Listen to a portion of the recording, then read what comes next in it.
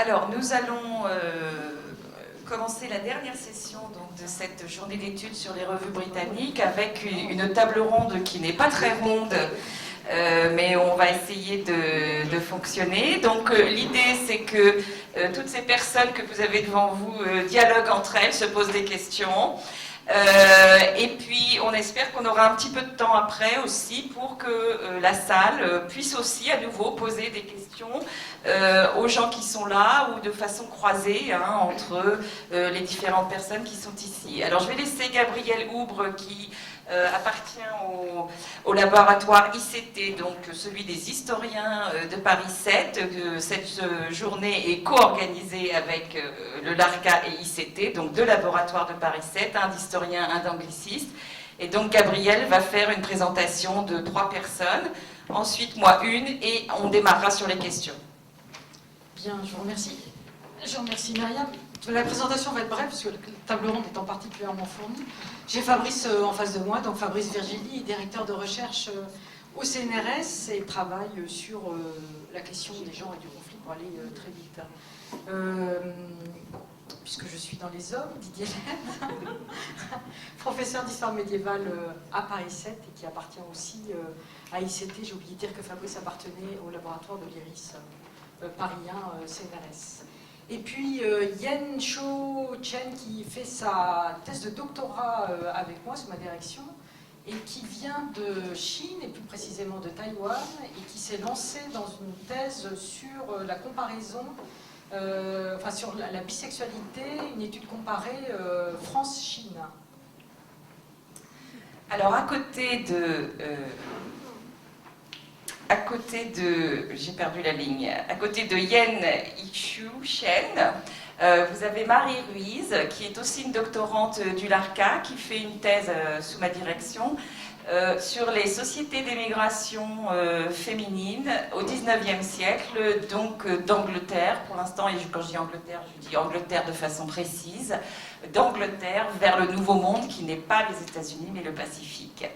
Alors, je propose tout de suite que nous commencions en donnant la parole aux doctorantes qui sont, donc qui représentent ici 2 secteurs ou 2 disciplines, qui sont des gens qui sont intéressés par l'accès aux publications scientifiques pour leur travail de recherche et qui ont des besoins spécifiques qu'on peut tous connaître, mais je pense que en leur donnant la parole, elles vont pouvoir commencer à poser des questions à différentes personnes, les Britanniques comme les Françaises qui sont autour de cette table.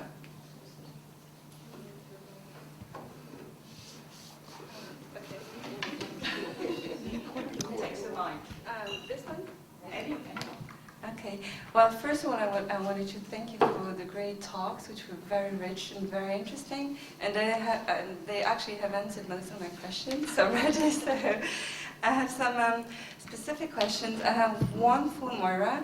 I was wondering how your journal was funded. Is it only thanks to the subscriptions, or has there been an evolution in the funding, Moira?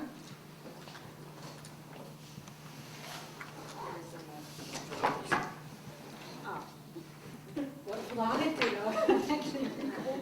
Chacun, voilà, on en met un là, là c'est bon. Au milieu.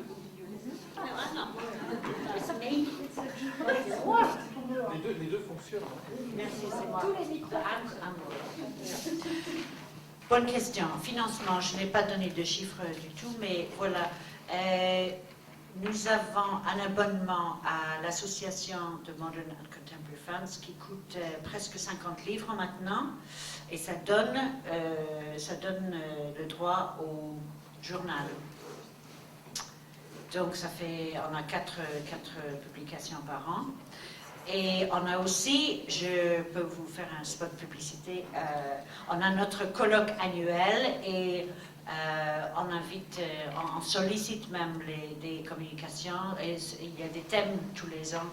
Et pour ce colloque, on demande une souscription, enfin, il y a les frais d'inscription et les coûts du colloque qui sont couverts par une subvention souvent de l'ambassade de France. On a notre institut français à Londres qui est très précieux, et aussi en Écosse comme source de revenus. Donc il y a une petite subvention pour le colloque et normalement on fait un bénéfice. Donc l'association ne dépend pas entièrement du journal, mais le journal fait partie du groupe Carfax. C'est un journal qui est très rentable apparemment, et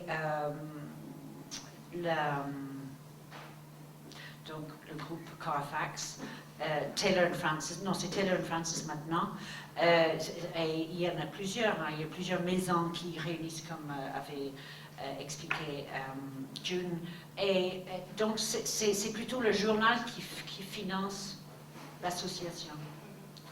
Et on a des tarifs, pour vous ça pourrait être intéressant, on a des tarifs pour postgraduates, tarifs spéciaux. Okay. Thank you. I have another question, and that would be for you, Lynn. I noticed, well, you mentioned the central themes to some of your special issues, and I was wondering how they were chosen, and were there specific requirements from the publishers? Is there an evolution linked to current issues? The publishers don't make any requirements of us. We have complete freedom from our publishers.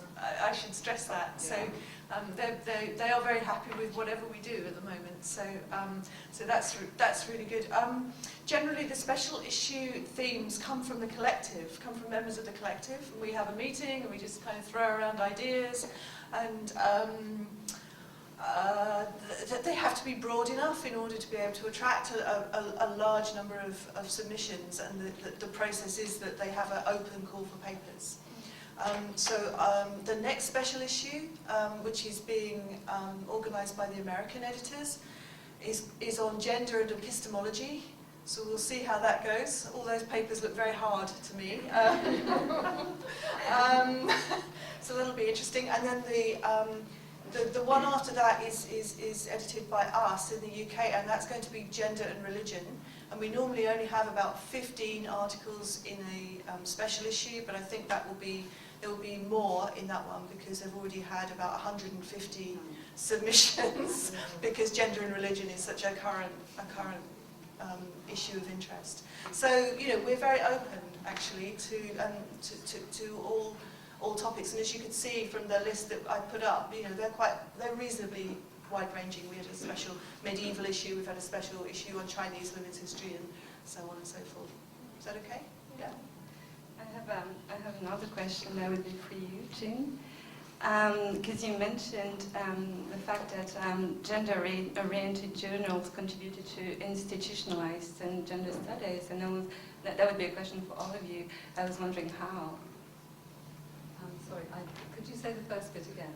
Well, women's reviews or women's journals or journals, gender-oriented journals, have contributed to institutionalized gender studies. Oh, right. Yes, I think it has been very important that we've had. I think it was June that actually said this as well, wasn't it? That the women's history journals are very closely linked to what's going on in the academy, and I think without some of those journals, then we really don't have, the same sort of impact. So I think they are very important to have. But on the other hand, there are bigger processes at work that make it still very difficult to, keep going with with promoting the kind of history that we want to promote. But I think it is very important to have the journalists to do that, really. I don't know if anyone else. Well, I suppose I could just say that bringing gender and history to Glasgow showed our bosses that gender history was a really vibrant and important discipline to study. So that was significant for us, because then, of course, we will want to make claims for new appointments on the back of that. So it gives us a bit of leverage. I was going to say that I know Lynn said that, your bosses don't really care very much if you're doing these things. Well, I think they actually do. They want you to edit journals and they want you to be involved. They just don't give you anything to do it. I think that is what you meant. But of course it does give academics incentive to do it, because it all goes into the narrative of doing these research assessment exercises. So I think when somebody said beforehand, do you get people to volunteer to do things? Well, I think there's a dual incentive. One is you do get pleasure out of it, as June was saying, I mean, you do enjoy it, but also you are expected to do it if you're professors. It's supposed to be one of the many, many things that you do, along with applying for money and doing all the other stuff. So I think all of those things link together.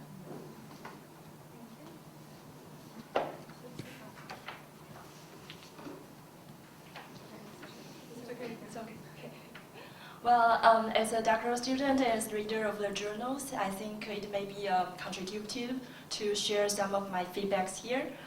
Personally, I benefit enormously, especially from the special issues published by the journals in discussion today, such as the issue featuring gender and city before modernity, translating feminism in China in gender and history, as well as the issue centering on international feminism and single women in history in Women's History Review, just to name a few here. Firstly and obviously, it's because these special issues bring together articles on special subjects or questions, allows the comparison of different case studies and research methods. Therefore, I'm often inspired either by certain historical issues or problematics connected to my own studies, or by the author's logic of deduction and induction, as well as their theoretical input. And so my question for all of you is a general question, is how do you come up with the major topic of each special issue? And from the articles submitted, how do you perceive the transformation of key issues in debate and the shift of scholarly concern over time?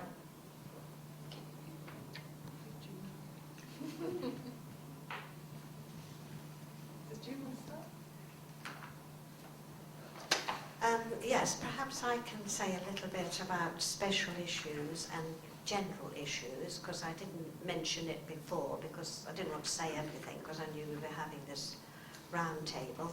Our special issues are a little bit different to Lynn's on gender and history, in that people often email me or contact me and say, you know, we've got this very good conference coming up on lone mothers, as Pat Thane did. You know, would you be interested in taking the papers? And I'll discuss it with the other three deputy editors.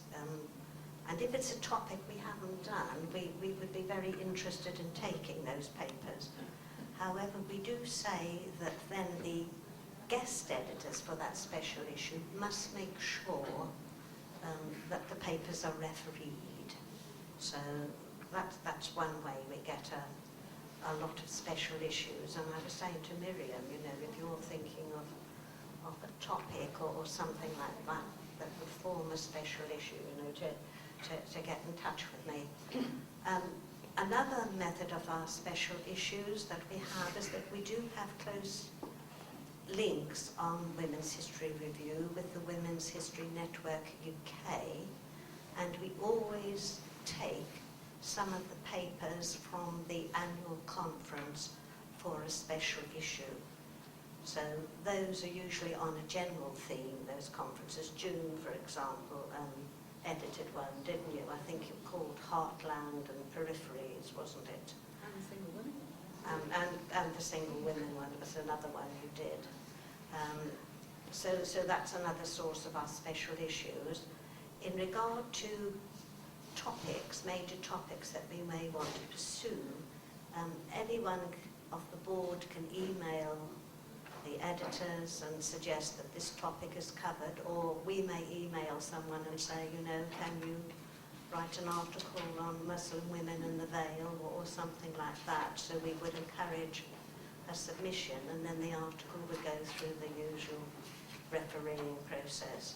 So it's quite open, and if any of you here want to make a suggestion, you know, we are there to listen, and if we can say yes, we will. So it's a bit of going out and encouraging people and people coming to us. I have often wondered whether we should give an issue to postgraduate students to edit, simply because there was a very good conference in London on feminism that was organised by postgraduate students, and they edited a special issue of Woman. I don't know if you know that, do you? That journal, Woman, a Cultural Review. And there were some quite interesting articles in that. But we've never actually gone down that road yet, but it's something perhaps to think about for the future, I don't know. Actually, I would like to say something about the single women issue that was in June's Women's History Review, because I think it's, to answer your question, it's quite an interesting provenance, because Women's History Network also has regional or local branches, and then, well, I don't know if you call that local because Scotland is national, obviously. But you know, outside of London anyway, there are these groupings, and we tend to have a one-day conference. And just to show the provenance of some of these things, I have a colleague who works on single women's history, and we both felt this was something that was somehow going to be a really interesting area that would attract lots of people, and in fact it did, and people came from all around the country. So it's sort of picking up on what might suddenly be seen as a very current issue. And we had so many offers of papers for this usual, very small, based in Bristol, little conference, that we had to hold it over 2 days, and it was on the basis of that that we approached June and said, look, I really think this could be here for a special issue. So these things can come from very odd backgrounds, really. But Women's History magazine, they again, when they do some of the special issues where they pull for things, it's often based on there being conferences, and they might think, like there was one on nursing history, for example, and it might be thought, this is an area we don't have much that is usually put in, so it would be a good one to propose that we have a little special issue on. Oh, I see. Oh, okay.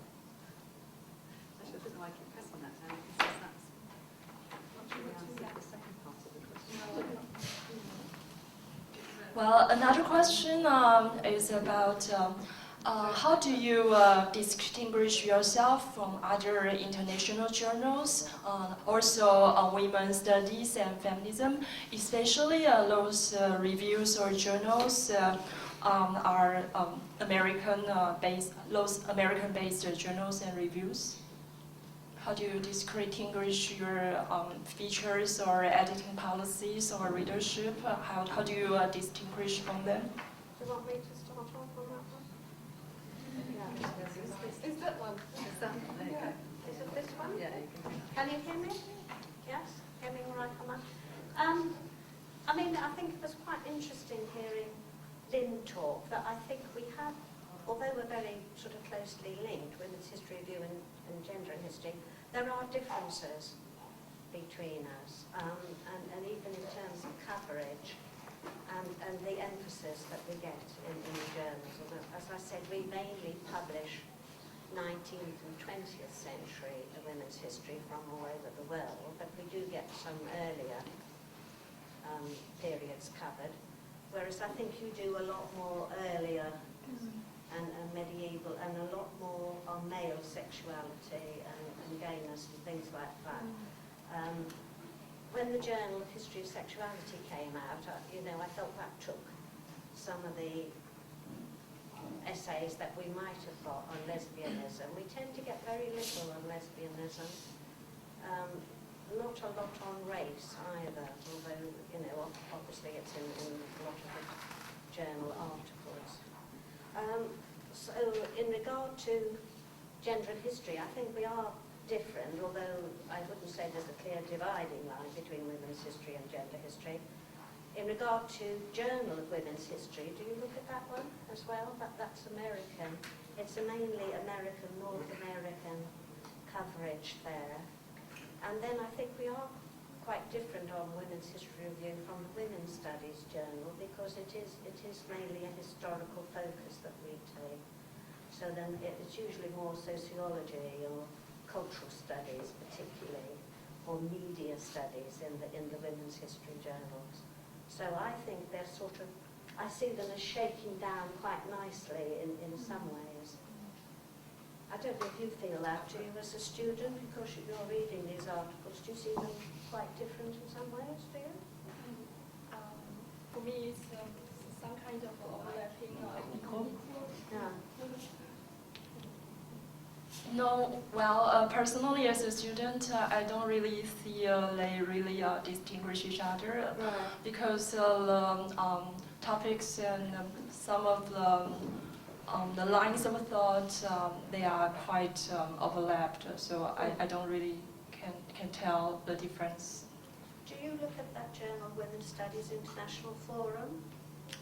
Yes. Yes, yes, you look at that, because I think that's quite different in focus to what we do on Women's History Review.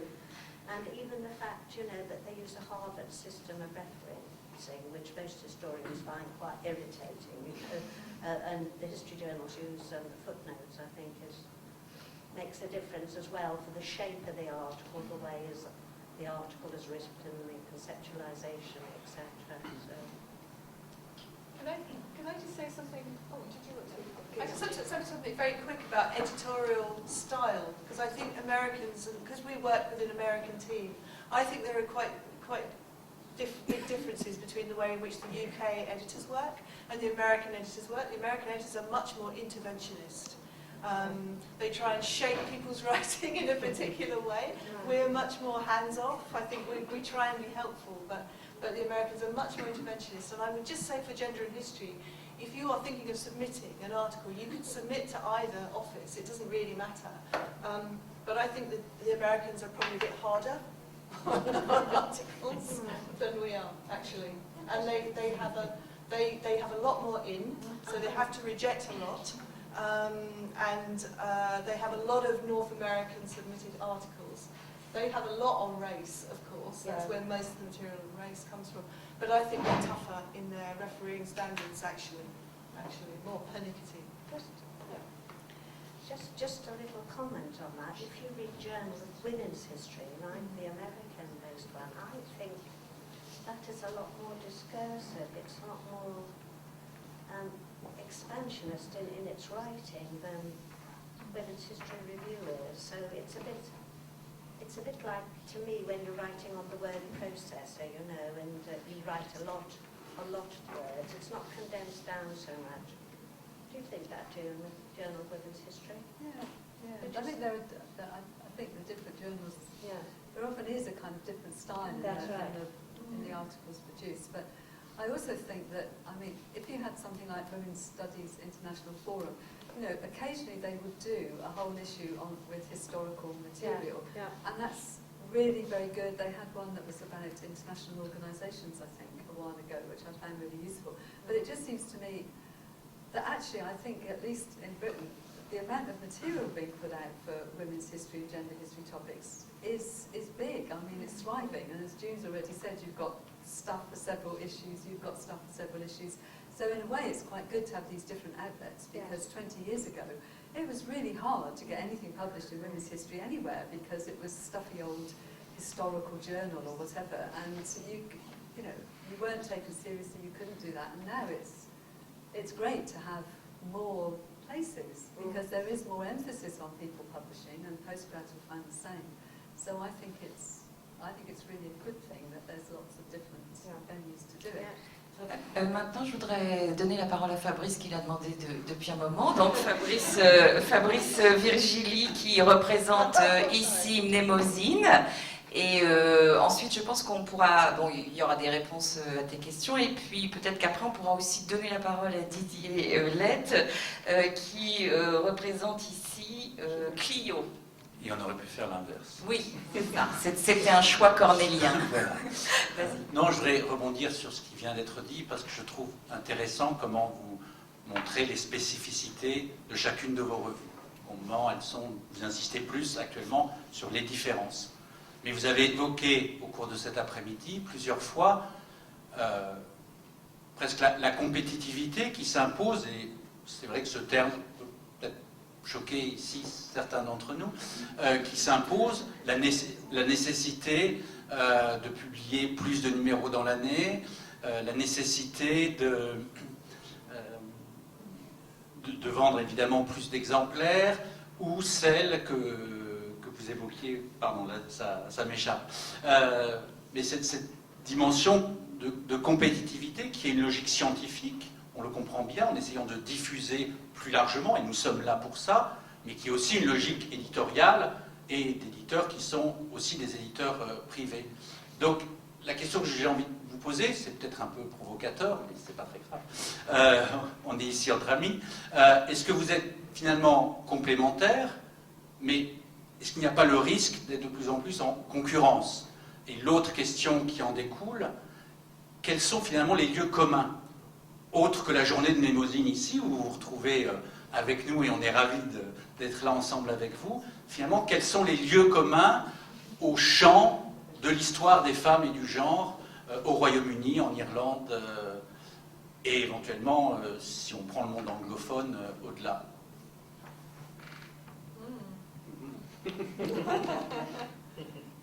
You're absolutely right that we are competitive in one respect, that we do go out to conferences and try and spot papers that we would like to have for the journal. But if we go to the Women's History Network conference, Jean's usually got them all already for her. People say, I'm already committed. We say, okay. I think the common ground is that we are all, I mean, it's just a really obvious thing. We're just all really working to I think, actually, first of all, maintain and then really expand the extent of really good research in women's and gender history in the UK and internationally, and also I think to help early career scholars. Actually, I think that would probably be something that we would all agree on, because we know it's getting tougher and tougher for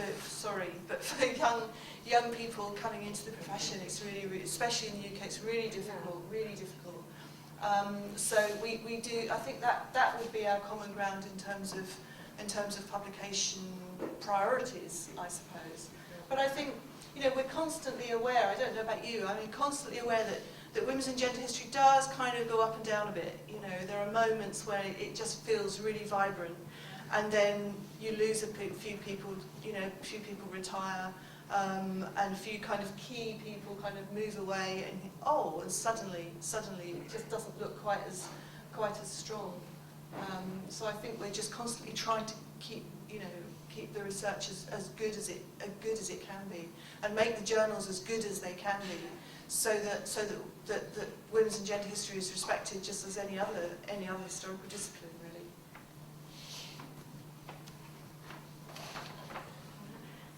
I'd just like to echo those words of Lynn's, and I think, you know, as I said, I do think in some ways the shakeout has been that we do attract different articles and different writers.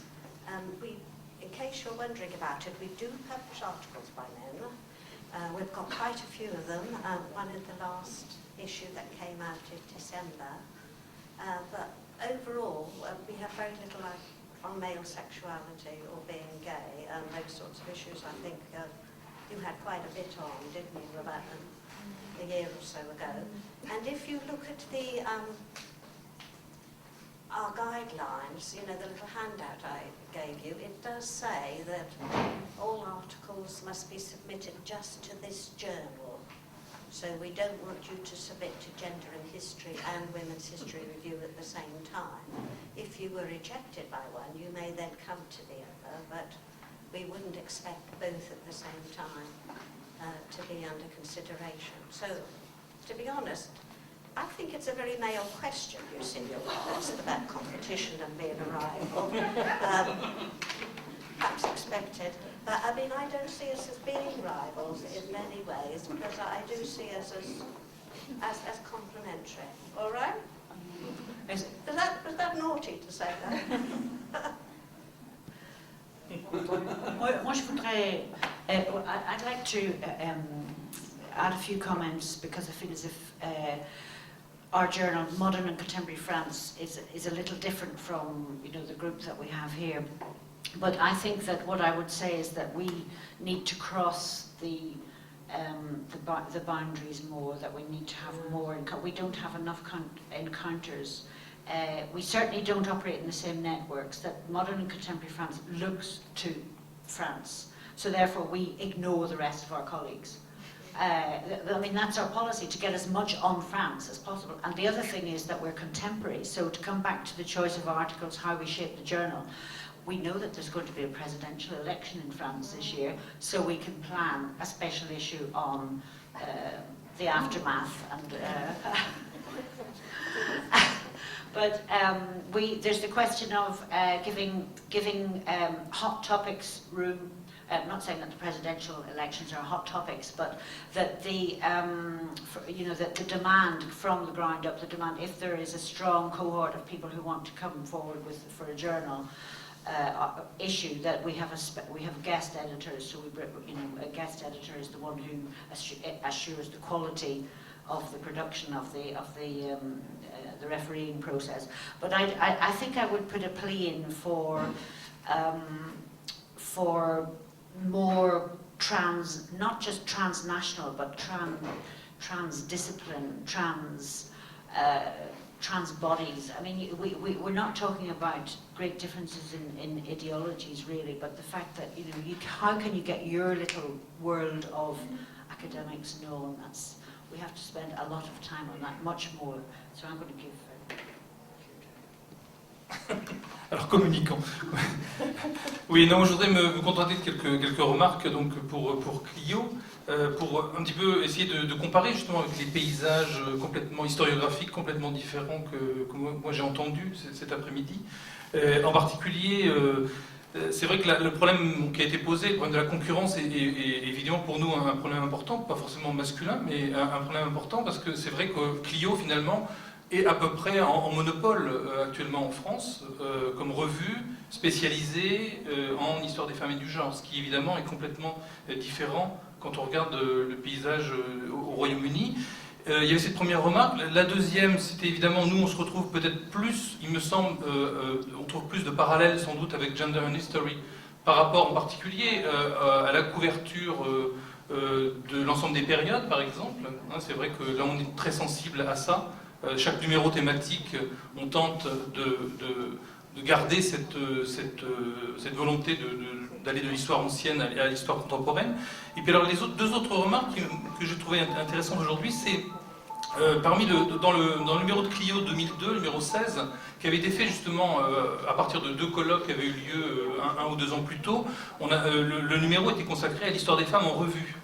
Et il y avait un certain nombre de... Françoise Thébault en particulier qui avait fait l'édito, faisait remarquer, et j'ai trouvé ça intéressant, en comparant un petit peu à ce qu'on avait dit aujourd'hui, elle faisait la remarque que finalement Clio évitait le centralisme parisien, puisque finalement nos réunions c'est entre Lyon, Toulouse et Paris.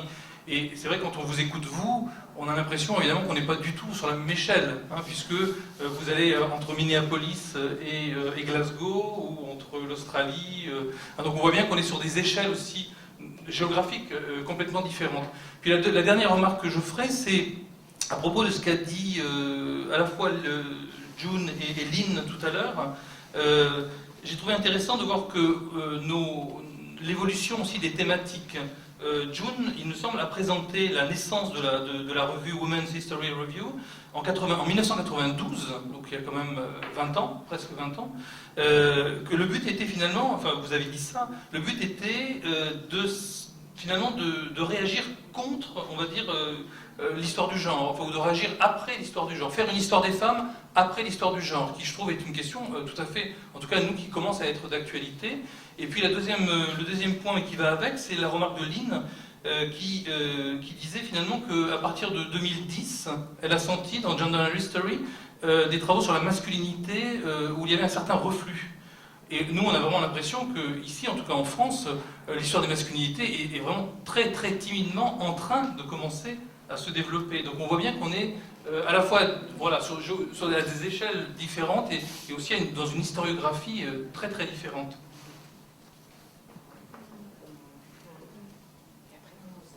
On va répondre à la question et puis après je pense que... Si c'était une question.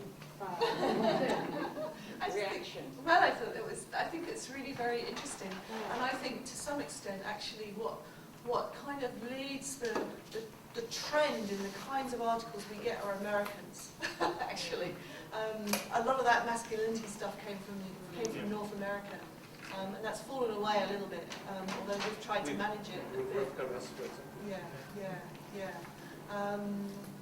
So I don't know really what else to say. I mean, I think I was going to ask you a question, whether Clio accepts articles about, is it just French, or does it accept articles about other parts of the world? Yeah. No, I think the same thing in Italy, for example. Yeah. I think so. Yes, I think je pense que c'est la même chose en Italie, enfin le peu que j'en connais en Italie, en Espagne aussi, j'ai l'impression. En Allemagne, peut-être je connais moins le paysage historiographique allemand, mais c'est sans doute, en tout cas, non anglo-saxon. Tu prends des articles d'autres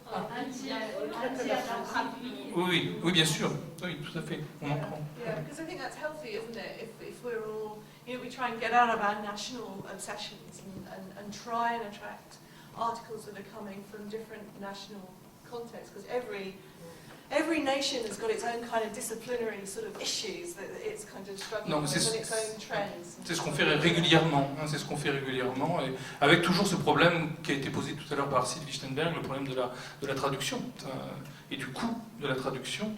On traduit nous-mêmes parfois des choses, mais bon, c'est difficile. L'apprentissage des langues. Eh oui.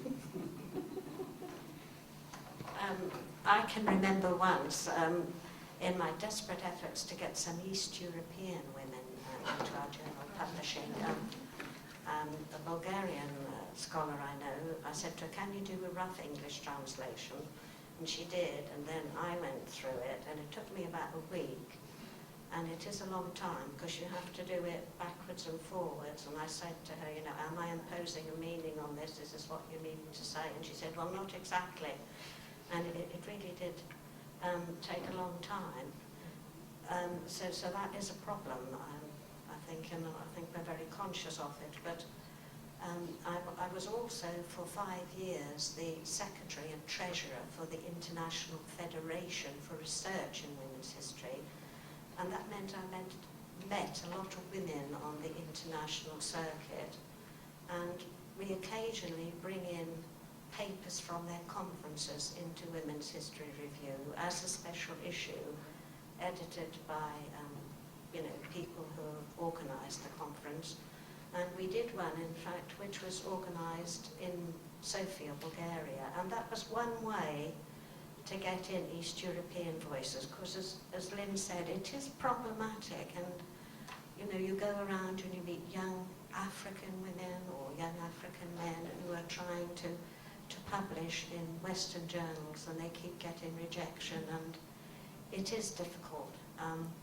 And this was one way I found to overcome it.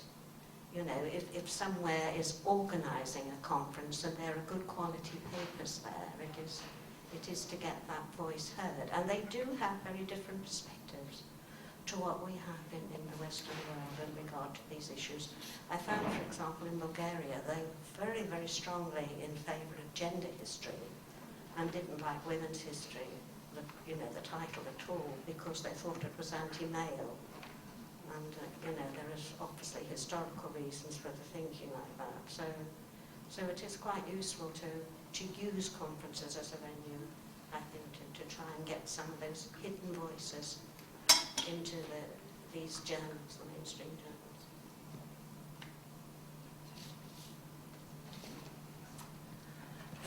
Merci beaucoup à tous. Donc je pense que pour les gens qui sont encore ici et qui, comme nous tous, commencent à fatiguer, mais ce n'est pas que le sujet n'est pas intéressant, mais la journée est longue. Donc je pense que maintenant, pour à nouveau donner la parole à la salle pour des questions que vous voudriez poser à n'importe lesquelles de ces personnes qui sont assises devant vous. Si vous partez avant la fin officielle qui ne va pas tarder de la journée, pensez aux casques, à laisser les casques avant de sortir, et je vous rappelle que si vous êtes entré ce matin, vous ne pouvez pas sortir par le même endroit, et vous êtes obligé de monter l'escalier, de traverser le collège franco-britannique. Donc maintenant, la parole est à la salle pour des questions.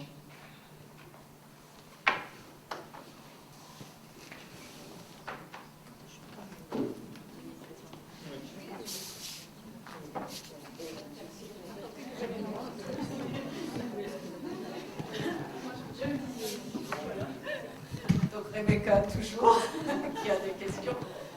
This is a response to what Lynn just said about Americans sort of leading the way in the new topics. And when I lived and taught in the United States, I felt there was a whole process of, in order to progress in your career, you needed to apply for fellowships, and that encouraged you to be, seeking the new areas in your field, and as a result, constantly being sort of pushing the field forward. I left so long ago, I don't know to what extent that still exists. But I'm wondering, what do you see as the effect in the British context of these research assessments? Because we are increasingly moving towards that model, which I think is awful. And how do you see it in terms of, pushing the field forward, or on the contrary, is it a very negative, does it have a negative effect on scholarship? It means that research, not so much research that's published in journals, but research that's published elsewhere, particularly books, is published often too early, because we have a deadline by which everything has to be published, which we're coming up to at the moment. So stuff is rushed out, and also people publish too many things because you have to have so many items for your submission. So instead of maybe spending a lot of time over one article, you maybe get two out of a piece of research. So it's really dreadful. We all hate it. It skews the research agenda. Yeah, I don't know.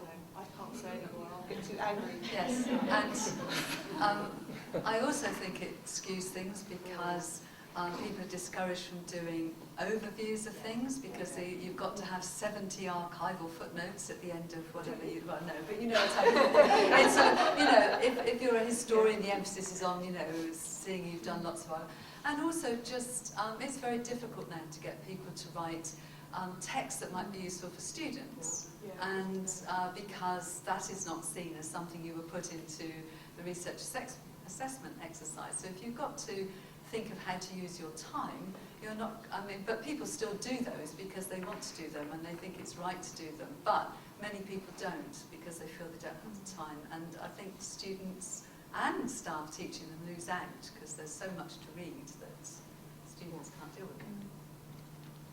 Yes, I would echo what Lynn and June and Hannah have said.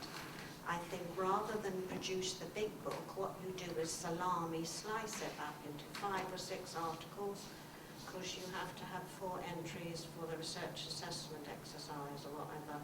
And you can't just be in any old journal, you've got to be in a high prestige journal. So what's happening, it's becoming quite, not obscure exactly, but I think often authors focus down on a very small part of the whole, and as June said, you don't get the overview. And we've just had to deal with the case this last week, Catherine Gleadle and I, of we've got an article coming out in the current issue, which is partly why it's a little late, and Catherine said, quick, I think it's exactly the same as something I've just read that was published elsewhere. And so what we had to do was then get the article in the other journal and compare it very carefully, because what we are saying, everything in our article must be original. And in fact, the author was quite upset about this and said they are different, they're different arguments, and in the end we had to agree with these 2 people. But it was the same database, you see, so it's quite interesting what's going on, and I think that is part of the pressure that academics are under, in fact, just to get your 4 pieces out for the RAE, and so I think it's very detrimental, and I'm sorry if you're following this path. I hear from my Australian colleagues, they're going the same way, and fortunately for us on Women's History Review, I was just telling June that the Australian Research Council rated our journal the highest rating there could be, so that was good, but it means we get a very large amount of Australian submissions coming our way, so there are all sorts of little spin-offs going on here. If I could add some more condemnation. From an international perspective, we find that if we're working on France, it's less. The journals are less known. I don't know how the journals, which if you get the chance to publish, for instance, in Clio, how that's so little known in the UK. So there's the imposition of the citations as well. If you're not cited, so you have to make sure you have to contrive to get cited. But certainly, and publishing in a foreign language, well, that's just, a no-no for some people. For people who don't know the value of writing in a foreign language and knowing the whole culture and history of another country. And the other thing is that we have a hierarchy, we have league tables for everything, and we have the hierarchy of quality universities, so quality journals. So if you're a young academic trying to get a job, you start at the bottom of the ladder, in both in institutional terms and in journal terms, and you try and work up. And of course, the people who run the top journals make sure that they're the top-rated journals. They publish themselves, and it's a very closed world. It's a filthy world. Can I just say something about this rating of journals? And I don't know if you've been involved in these debates, Lynn, but we don't rate them in Britain, and I'm a member of the Social History Society. I was on the executive committee for a while, and we made a decision not to participate in any of those ratings because we thought it was detrimental for a whole lot of very obvious reasons. And as you could imagine, probably the women's history from journals would always be rated lower than the male stream ones. So that's coming your way in France. I would say make your voices heard loud and clear to reject it if you can. There was a European, what was it called?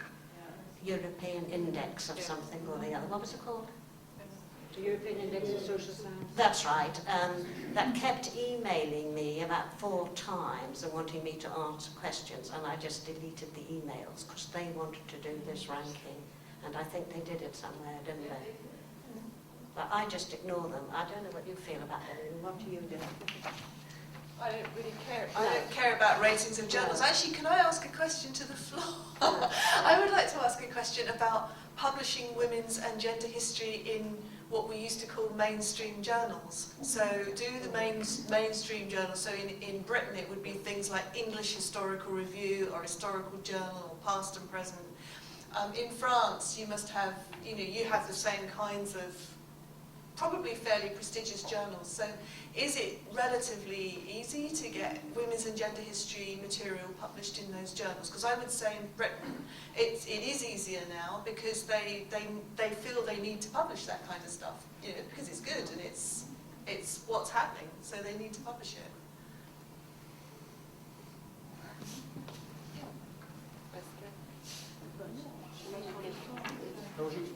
C'est pour répondre. Oui, c'est pour répondre.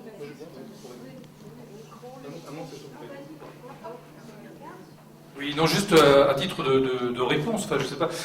Moi je suis aussi dans une autre revue qui s'appelle Médiévale, donc qui est une revue spécialisée d'histoire médiévale en France, qui existe depuis 1982, donc assez ancienne, donc je peux un petit peu comparer. Je crois que de toute façon, dans l'ensemble des revues françaises, depuis on va dire 10 ans maintenant, 15 ans, on sent bien qu'il y a une montée, enfin un essor des articles en général sur les femmes et le genre, mais ça reste très très timide, vraiment très très timide. Et la question que je posais justement, que je me posais aussi, c'est quel impact justement peut avoir la revue Clio ou la revue Genre et Histoire en France par exemple sur les productions justement des autres, des annales, de la revue historique, de médiévale, pour prendre les revues disons françaises, ou quel impact? Est-ce que ça peut justement faire jouer une concurrence? Est-ce que finalement il y a plus une envie dans ces revues de aussi montrer qu'ils sont finalement ouverts sur un certain nombre de problématiques nouvelles, etc.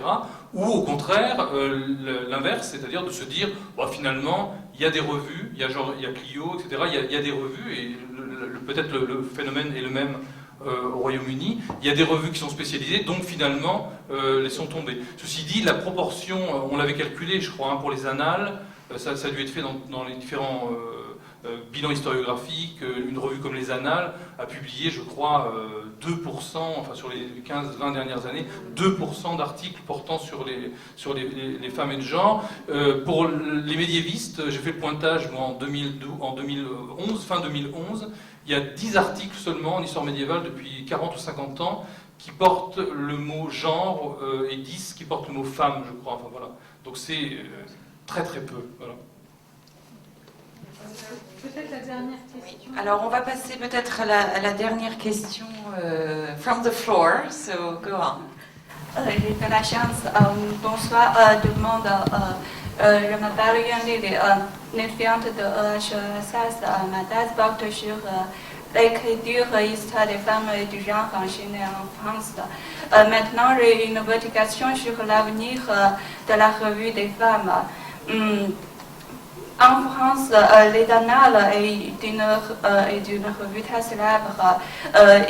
Il a cultivé beaucoup de grands historiens et formé l'école des Annales, ce qui est très célèbre du monde. C'est pourquoi je voudrais savoir, y a-t-il des revues des femmes et déjà forme l'école de la recherche où il y a un système pour cultiver les nouveaux chercheurs et former des méthodes spéciales, etc. On ne peut plus avoir, je crois, ce genre de changement dans l'historiographie. C'est-à-dire que les échanges au niveau international, les échanges entre les disciplines, la manière dont fonctionne la discipline historique aujourd'hui en France, comme au Royaume Uni, comme ailleurs, on ne peut plus avoir une revue qui, à ce point, représente un nouveau courant. Et même dans les courants tout récents, si on regarde actuellement pour la Global History, on n'a pas une revue qui le représente. Il va y en avoir plusieurs, et donc je pense que toutes les revues qui sont ici aujourd'hui, et d'autres dans d'autres pays, sont les unes comme les autres une partie de ce courant, je ne sais pas si on peut l'appeler courant, mais en tout cas de cette manière d'envisager l'histoire, qui est l'histoire des femmes et du genre. Et donc on est chacun des petits... des éléments qui contribueront au développement de cette histoire, et Mnémosyne a pour fonction justement de contribuer au développement de cette histoire. Alors merci à Fabrice qui a fait une conclusion tellement intéressante, productive, ouverte, qui m'est difficile de commenter plus avant, si ce n'est que je souhaiterais que la discussion autour d'un verre dans une prochaine journée Mnémosyne soit un peu plus longue, parce qu'en fait là on n'a pas eu beaucoup de temps pour les discussions informelles. Et je crois en fait qu'il faut formaliser des moments avec des choses extrêmement précises et des discussions qui vont quelque part tout en laissant ouvertes ce qui est the unexpected, mais aussi, et je regrette un peu de ne pas avoir laissé assez de temps pour les discussions informelles qui font partie absolument du travail qu'on doit faire. Alors merci à tous d'être venus. Rappelez-vous les casques, la sortie par ici. Et j'avais oublié de dire quelque chose aussi, c'est que les deux revues, donc Routledge et Wiley-Blackwell, ont participé à l'organisation de cette journée, puisque c'est ces deux maisons d'édition qui ont pris en charge les frais de leurs deux représentantes. Donc voilà. Donc au revoir et merci beaucoup.